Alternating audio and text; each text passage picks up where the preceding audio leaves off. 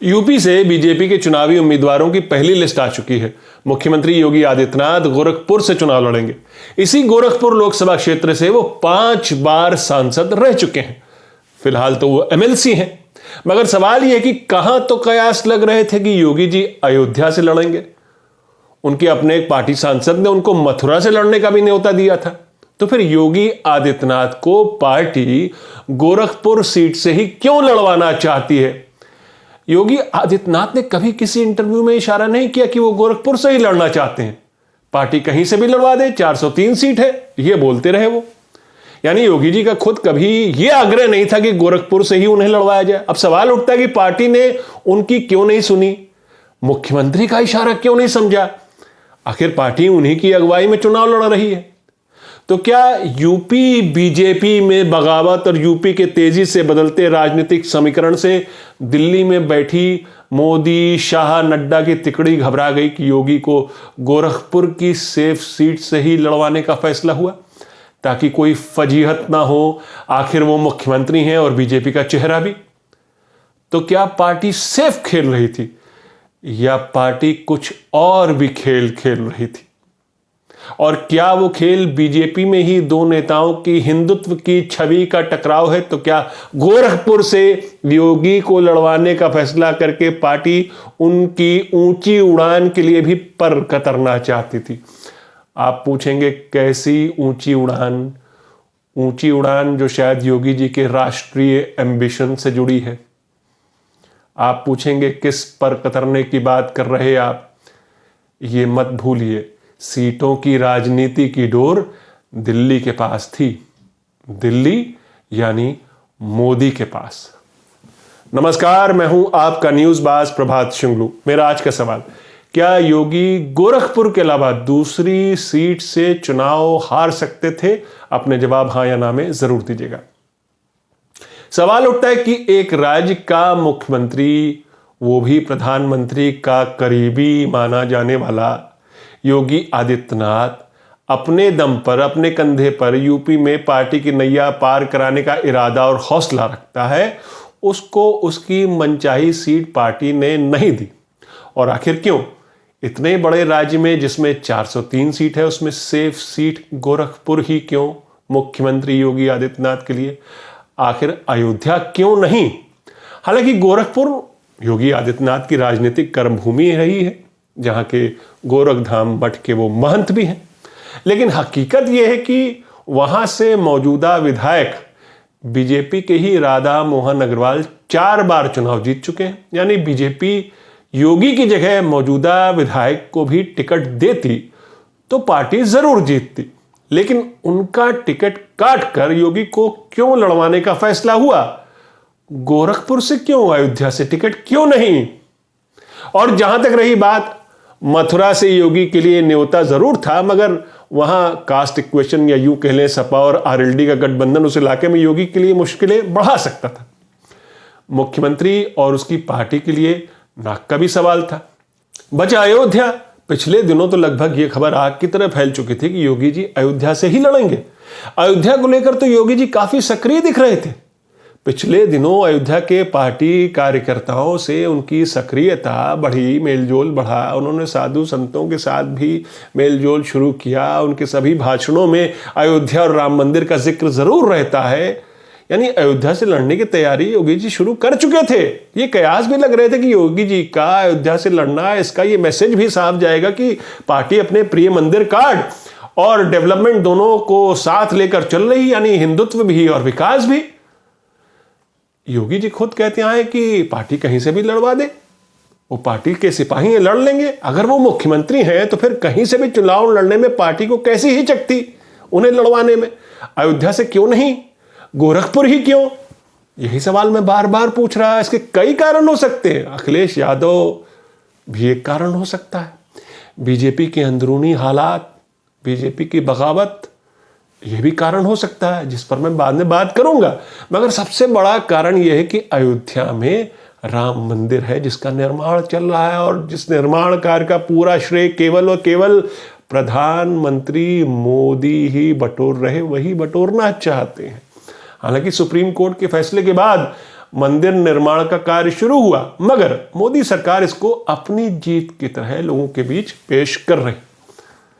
मोदी जी की मोदी है तो मुमकिन है इमेज में इजाफा और हिंदुत्ववादी तमगे के तौर पर पेश किया जा रहा है। योगी के अयोध्या से चुनाव लड़ने से मीडिया का फोकस मोदी से हटकर योगी पर भी जा सकता है, जाएगा ही इस चुनावी कैंपेन में, जो कि मोदी जी की इमेज बिल्डिंग के लिए ठीक नहीं। हिंदुत्व आइकन की अपनी इमेज को मोदी जी किसी और के साथ बांट नहीं सकते, भले ही वो उनकी पार्टी का नेता हो और राज्य का मुख्यमंत्री हो। भगवा वेश में अयोध्या का विधायक शायद मोदी जी की इमेज में खलल पैदा करता, खास तौर पर और भी तब जब बीजेपी दोबारा यह चुनाव जीत गई होती या जीत जाए, क्योंकि योगी भगवाधारी ही नहीं बल्कि गोरखधाम मठ के महंत भी हैं और साथ ही मुख्यमंत्री भी। और जिस तेजी से मंदिर निर्माण का कार्य चल रहा है उसे देखते हुए लगता है अगले लोकसभा चुनाव से पहले उसका निर्माण पूरा कराने की तैयारी में है मोदी सरकार। और मोदी जी के रहते एक भगवाधारी, वो भी मुख्यमंत्री, कैसे लाइमलाइट बटोर सकता है मंदिर निर्माण की, और अगर वो वहां से विधायक चुन लिया गया तो। और फिर दूसरी महत्वपूर्ण बात, योगी के अयोध्या से जीतने के संकेत केवल उत्तर प्रदेश तक सीमित नहीं रहते, उसके राष्ट्रीय महत्व निकलते। वैसे भी उत्तर प्रदेश ने कई नेताओं को काफी एम्बिशियस बनाया है, इतिहास गवाह है, कई प्रधानमंत्री दिए हैं इसी उत्तर प्रदेश ने। मोदी जी भी उत्तर प्रदेश से ही सांसद हैं और प्रधानमंत्री भी। योगी आदित्यनाथ के एम्बिशन को कम आंकने की गलती मोदी भी नहीं कर सकते। अगर वो उत्तर प्रदेश जीत लेते हैं योगी, तो 2024 में पार्टी की तरफ से एनडीए की सरकार के, अगर तब एनडीए तिबारा जीतती है, तो पार्टी की तरफ से एनडीए सरकार के नेचुरल वारिस होने का दावा भी योगी कर सकते हैं। मोदी जी के योग्य उत्तराधिकारी होने का दावा भी तो कर सकते हैं योगी जी, अगर उत्तर प्रदेश का ये 2022 का चुनाव वो जीत लेते हैं और अयोध्या से विधायक भी हो जाते हैं, जो कि ऐसी स्थिति अभी तो नहीं बनती क्योंकि योगी जी को टिकट पार्टी ने गोरखपुर से दिया। तो मोदी जी ने भी अपने गुरु लाल कृष्ण आडवाणी को पछाड़ कर ही दिल्ली की गद्दी तक अपनी जगह बनाई थी। और मोदी फिर भले ही 75 के हो जाएं 2024 में, उसके एक साल बाद, लेकिन गद्दी से जुड़े रहने की लालसा किसे नहीं होती। तो 2024 में यदि एनडीए फिर जीतती है तो क्या मोदी अपनी गद्दी छोड़कर, त्याग कर किसी और को उत्तराधिकारी बनाएंगे और वो उत्तराधिकारी योगी होंगे? ये सब समझना और भविष्य में झांकना आसान नहीं है, मोदी के लिए भी नहीं है। मोदी जी की बीजेपी ने ऐसी किसी संभावना को एक तरह से खारिज कर दिया, किसी के एम्बिशन पर नकेल कसती है। इसलिए योगी की ऊंची उड़ान से पहले ही उनके पर कतरने पड़ गए पार्टी को, मोदी जी की बीजेपी को। कुल मिलाकर यह कि पार्टी की हिंदुत्व राजनीति ही योगी के अयोध्या से टिकट मिलने के आड़े आ गई। याद रखिए, अयोध्या, मथुरा, काशी बीजेपी के पुराने एजेंडे पे जरूर रहे हैं। अभी सिर्फ अयोध्या मंदिर निर्माण की तैयारी हो रही है, वो भी सालों की कानूनी लड़ाई के बाद, और वो भी मोदी जी के प्रधानमंत्री रहते हैं। काशी यानी बनारस से खुद मोदी जी सांसद हैं, उसकी चिंता तो और पार्टी को करने की जरूरत ही नहीं है। और अभी मथुरा को लेकर बीजेपी या संघ परिवार ने कोई ठोस रणनीति तय नहीं की है, इसलिए यह एक बड़ा कारण है। दूसरा कारण अखिलेश फैक्टर भी है, और अखिलेश फैक्टर के साथ ही बीजेपी के अंदर की बगावत, जिसमें उसके लगभग 1 दर्जन विधायक और मंत्री पार्टी छोड़कर समाजवादी पार्टी में जाकर शामिल हो गए। जाहिर है यूपी विधानसभा का चुनाव मिनी लोकसभा चुनाव माना जा रहा है। सत्तारूढ़ पार्टी होने के नाते बीजेपी और खासतौर पर मोदी पर भी विधानसभा चुनाव जीतने का दबाव है, इसलिए पार्टी फिलहाल कोई रिस्क लेने के मूड में नहीं है।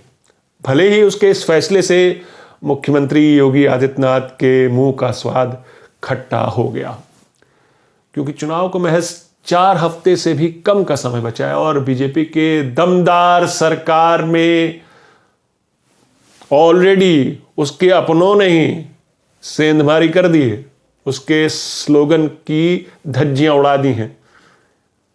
इसलिए दिल्ली से मोदी जी खुद बनारस से सांसद हैं, उन्होंने अब रिमोट कंट्रोल पूरी तरह से अपने हाथ में ले लिया है और यूं योगी जी का अयोध्या से पत्ता कट गया। तो मेरा आज का सवाल मैं फिर दोहराता हूं, क्या योगी गोरखपुर के अलावा दूसरी सीट से चुनाव हार सकते थे? अपने जवाब हां या ना में जरूर दीजिएगा। तो ये थी आज की न्यूज़बाजी। फिर मिलेंगे एक नई न्यूज़बाजी के साथ, तब तक के लिए नमस्कार।